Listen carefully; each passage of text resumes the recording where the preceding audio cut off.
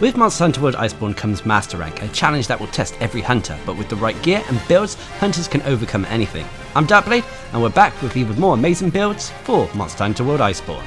In this episode, we're going to be taking a look at 4-set beginner builds for the Light Bowgun. The Light Bowgun is one of the most efficient weapons in Monster Hunter World, but this comes at the cost of being a little bit less flashy when compared to the other weapons in the game.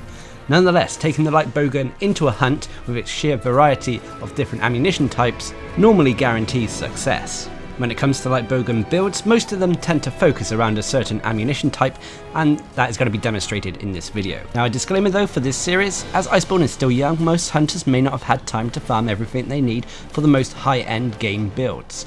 So the series instead focuses on 4-set builds, highlighting some of the amazing armor designs, while at the same time helping new players to Iceborne get through to the end of the main story. As a result, these builds will not feature Elder Dragon loot or augmentations, and the customization will come in the form of different jewels, charms and weaponry. So the first build I use is the Great JAGRAS Spread Shot build. This build uses the entire Great JAGRAS set, which is by far one of the easiest sets to get, and is a great set of armor for anyone going into Iceborne's Master Rank for the first time. It's quite an all-round build with quality of life skills, and for this build I'm also focusing on the Spread Shot ammunition type, which makes it a bit more of a close range Light Bowgun build. So for this you'll need the entire Great JAGRAS set, which includes the JAGRAS Helm Alpha, Mail Alpha, Vambraces Alpha, Coil Alpha and Greaves Beta. I'm also using an Awakening Charm 2, and for my weapon I'm using the Bayo Shooter 2. This is found in the Bear Totus Light Bowgun tree. As for your jewels, you've got a few to play around with. First of all, I've gone for Tenderizer jewels to max out that weakness exploit. I've then gone for Spread jewels, if you have some, to max out the Spread Shot skill. I've then gone for Vitality jewels to max out the health boost.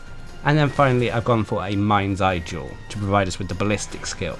So if you've done what I've done here, you should have a build with 150 health, 100 stamina, which will be 200 health when you're on a hunt and taking all your relevant consumables. You have an attack of 373 with 5% affinity, although this will be 55% affinity when you're going for monster weak points, and you've tenderized those said weak points first. You'll have average deviation. For the custom mods, these are kinda down to personal preference. I've gone for close range up mods, as well as a recoil suppressor to help manage the main ammunition type we will be using, which is the Spread 2 ammunition. And as for your defense, you're fairly strong against water and dragon, but a little bit weak to the other elements. As for the skills, you have attack boost level 4. Attack boost at level 4, it not only increases our attack, but at the same time, once it reaches that level 4 or above, it grants you an extra bonus 5% affinity. You have health boost level 3, allowing our health to get to that potential 200. You have weakness exploit level 3. Weakness exploit increases our affinity when we're attacking monster weak points, and the bonus affinity is increased even further should we be able to tenderize that monster weak point first. Although with the Light Bowgun it takes 2 clutch claw attacks to tenderize it, unfortunately. You have Evade Extender level 3. This is a byproduct of the gear, but increases the distance at which we dodge. Great for catching up with a monster if we don't want to put our weapon away or avoid incoming attacks. You have Speed Eating level 3, again a byproduct, but allows us to consume potions and such at a very quick rate. You have Recovery Up level 2, again a byproduct of the armor set. Recovery Up increases the effectiveness of healing methods, so when we drink a potion for example, it will heal more than if we didn't have Recovery Up. You have Spread Shots level 2, this increases the damage of spread ammunition. You have Ammo Up level 2. It would have been nice to get Ammo Up to level 3. Basically, Ammo Up increases the clip size of whatever ammunition type we are using. Although when you go through Monster Hunter World Iceborne, eventually you'll get to the point where you can upgrade the Awakening Charm 2, which provides the Ammo Up skill, to an Awakening Charm 3, giving you that Ammo Up level 3. Anyway, you'll also have Free Meal level 1, giving you a chance of not consuming a potion or other consumable. And you'll have Ballistics level 1. Ballistics for the Light Bowgun shortens the distance before ammo reaches their maximum power. So this helps when it comes to our critical distance. So there we have it. As you can see, it is a relatively simple build, but it's perfect for beginners going into Master Rank for the first time. Whilst it may not have the damage as some of the builds found in previous seasons, it's still nonetheless functional and it has the survivability. Spread ammunition is one of the stronger ones in the game, but requires you to get close to a monster. But thanks to the armor having Evade Extender, you're easily able to avoid monster attacks and keep your assault going. Now of course you can use other spread ammunitions if you want. You can use Spread 1 or Spread 3, but you may need to change up some of the custom Bowgun mods if you do so. For example, the spread 3 has quite a kick to it, so you may need to put some recoil suppressor on it. I found that spread 2 was a nice balance, benefited from 3 close range up mods, and only required 1 recoil suppressor. And so long as a monster's weak point was tenderized beforehand, this build brought down monsters very quickly, which was surprising for a beginner build. But anyway, let's move on to our second build, which is the NARGACUGA piercing shot build. This build is built all around piercing ammunition and uses the full NARGACUGA set as well as the NARGACUGA weapon. So for this you'll need the entire NARGACUGA set, which includes the NARGACUGA helm beta, mail beta, braces beta, folds beta, greaves beta, and I'm also using an awakening charm 2, and for my weapon I'm using the hidden bullet 2, which is found in the NARGACUGA Light Bowgun tree. As for your jewels, you don't have many to play around with, unfortunately. First of all, I've gone for a release jewel to max out the ammo up skill. I've then gone for a pierce jewel, which will max out the piercing shot skill. I've then gone for an expert jewel for some critical eye, vitality jewels for a little bit of health up. I've then topped this off with 2 flawless jewels to max out peak performance. Also, our jewels have the byproducts of having a protection jewel, which provides a little bit of divine blessing, as well as medicine jewels to give us a little bit of recovery up. So if you've done what I've done here, you should have a build with 130 health, 100 stamina, which will be 180 health when you're on a hunt and taking all your relevant consumables.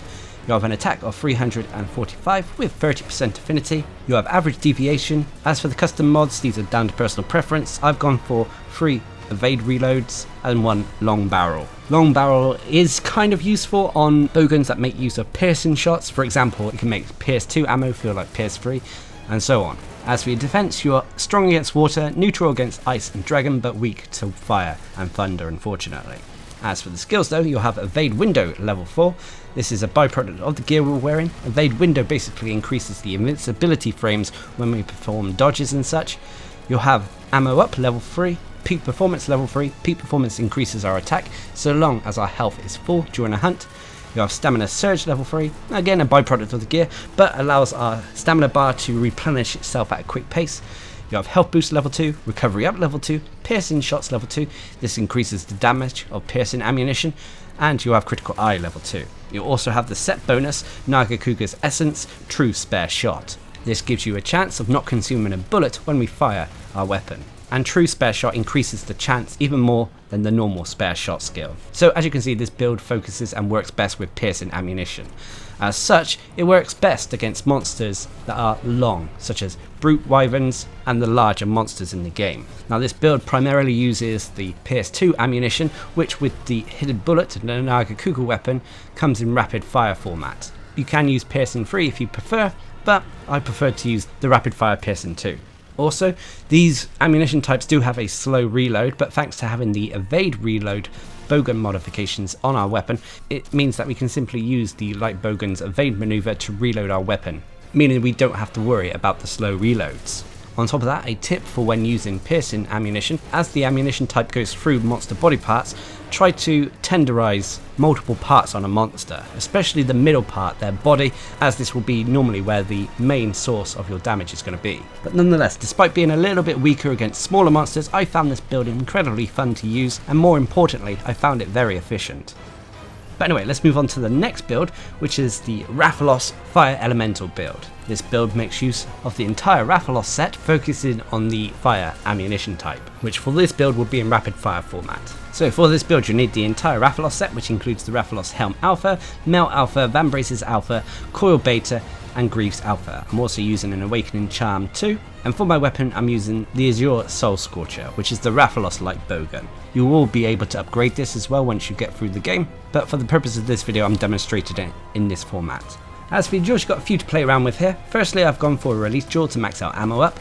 I've then gone for mighty jewels to give us some maximum might, some vitality jewels to give us health boost, a blaze jewel to increase the fire attack of this build, and for some reason I've added a jumping jewel which provides a little bit of evade extender. I believe this jewel was left over from when I was trying the evade reload playstyle with this build, but as we'll talk about it in a minute, I went with something else, which means that you pretty much can replace this jewel with something else that suits your needs.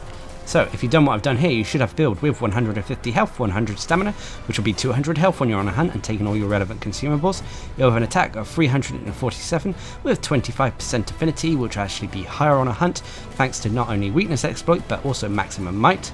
Weakness exploit can increase this by a further potential 50%. so long as you go for monster weak points and tenderize those said weak points first, so that will bring it up to 75%, and maximum might, as long as your stamina is full and remains full for a certain amount of time, will also increase your affinity by an extra 30%, giving you easily 100% affinity. It will actually be over 100% affinity, which could be considered wasted, but you're not always going to have maximum stamina, and sometimes you're going to miss weak points, so the two skills balance out the affinity. Anyway, you have average deviation. As for the custom mods, originally I went for evade reload, but I found it was better to go for 3 recoil suppressors and 1 wyvern blast mod. The recoil suppressors were taken to counteract the recoil of the rapid fire flame ammunition, which had some kick, leaving you vulnerable. As for your defense, you're strong against fire, water and ice, but you're weak against thunder and dragon. As for the skills, you have fire attack level 6. Fire attack increases the fire damage of the flame ammunition we are using. You have attack boost level 4. Health boost level 3, ammo up level 3, weakness exploit level 3, maximum might level 3. Maximum might increases our affinity by a set percentage, so long as our stamina remains full. If we use our stamina, then it will take a few seconds once it's refilled itself to kick back in.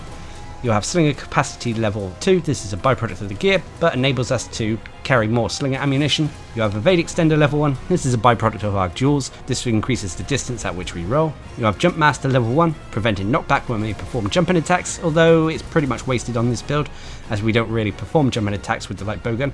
And finally you have the set bonus RATHALOS essence, which provides you with the ballistic skill. So there you have it. As you can see, it is a little bit of an all-round build, but it's focused all around the fire ammunition we have available to us. Fire ammo means that we have to take into account a monster's elemental weaknesses though, so this build won't necessarily work against monsters who are resistant to the fire element. This is also a good example of how you may have to change your custom bowgun mods to fit certain ammunition types.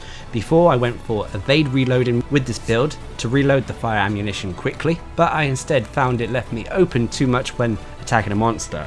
Thus the recoil suppressor worked out better. As for the Wyvern Blast mod, this is a quirky mod that enables you to fire your Wyvern Blast mines forward in a counter maneuver, which damages monsters quite a bit. However, it takes a little while to get used to, but it's a great source of additional damage.